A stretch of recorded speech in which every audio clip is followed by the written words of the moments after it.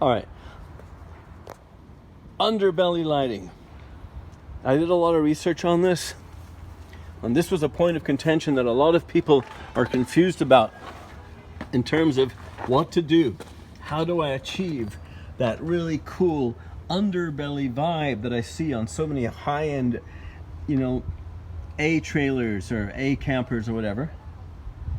And so what I did was, can you see down there where there's two wires hanging? And over here, see those two wires? You can only see one, but there are two. It's just shadowed out. What I did was I ran wires from my control box, okay, which was at the front, my control panel, to those two wires, enabling me to run 4 separate boogie light rigs under the trailer. So you see all this wiring here? This is underneath here. Yeah, I'm sorry, I put my initials up there. But underneath here you can see where I ran all of the wiring that's going to be underneath that. I left it loose because in case I need to pull some, add a little bit of slack. It's always good to have some slack to pull through, right? And once I'm done, because it'll be pulled through from up here, you know what I'm saying? It'll be pulled up, right? And that way the wiring will be lying against the top of the subfloor there, which will be right over the spare tire, which is going to go right here. I'm going to bite the bullet, and I'm going to buy a 5th wheel and tire, so that if there ever is, God forbid, a blowout, I'm going to buy the high-end wheel and tire package that I can find. Right, a 16 with the truck tires, heavy-duty truck tires, so that way, no matter what, your chances of getting a blowout are the lowest. Right, that's my plan. And if you do have a blowout, you just pull out the spare and put it on, and you're done. You don't have to frickin' go to the tire store and you know what I mean. It's done, and you continue on with what you're doing, and not have to double back or drive 100 miles, whatever, to the nearest place that's capable of doing what you need to get done. But look, here's the bottom line with the undercarriage lights. Boogie Lights makes an incredibly cool setup. It needs a lot of work. Their website is a bit kind of 10 years old, or even longer, 20 years old by the looks of it. But their app is even worse. It's like, wow, who's dealing with this? It's so out of date, And that's why I didn't buy the Boogie Lights right off the bat. I even had like a coupon for like 30% off or something. And the reason why I didn't do that was because the technology for these lights is improving all the time. And I noticed there was a lot of competition with Chinese-made companies that do LED under lights, right? So get this. I then found out that the Boogie Lights are made in China. Right? At least that's what it looked like. Don't quote me on it. They may have changed it.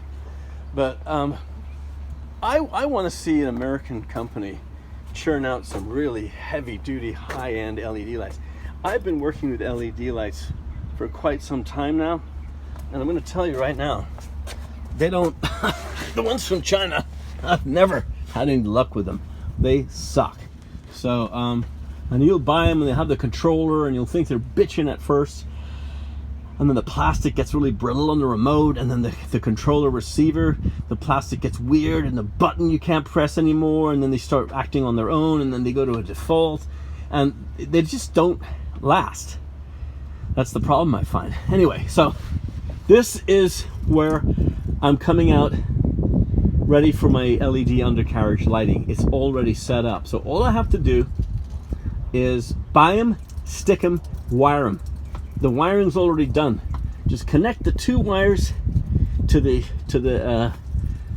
2 LED strips, and I'm done. It already goes up to the control panel inside the cabin, which is right here. So if I'm not in the mood to work that stupid remote that some of these things have, and I just want to turn on the undercarriage lights instead of looking for the frickin' remote, which happens all the time, sure to everybody. And then you have a drawer full of remotes that you have to look for a battery for, and it's ridiculous. So here's going to be control panel. I want the let's say I want the LED lights underneath to to be purple or whatever. Well, I can hit the the four, because they'll be hit them all four of them. Maybe I just want the back ones. Maybe I just want the ones on one side, depending. And the color I can choose via a panel controller that I found alongside the remote. So the remote has these elements of choice. So my only recommendation to you guys out there, if you're going to make LED lighting for your rig, make it so that your default setting is storable. Okay, make it to where no matter what, even if you chintz out and go with the Chinese ones, or in this case, if you can hopefully find some that aren't made in China that are going to fail on you in a year,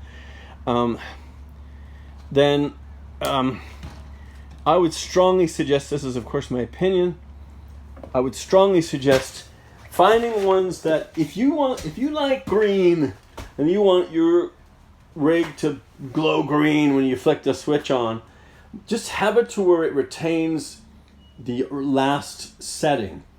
Because I have found that you have to go through the whole rigmarole, because you turn it on and it goes through this multicolor thing, right? It's like it's so stupid. It's like a multicolor setting, like it just like goes through every color of the rainbow, one color after another, and that's the last thing you want to do, right? So just remember that if you can find that, that's my only simple advice on that topic.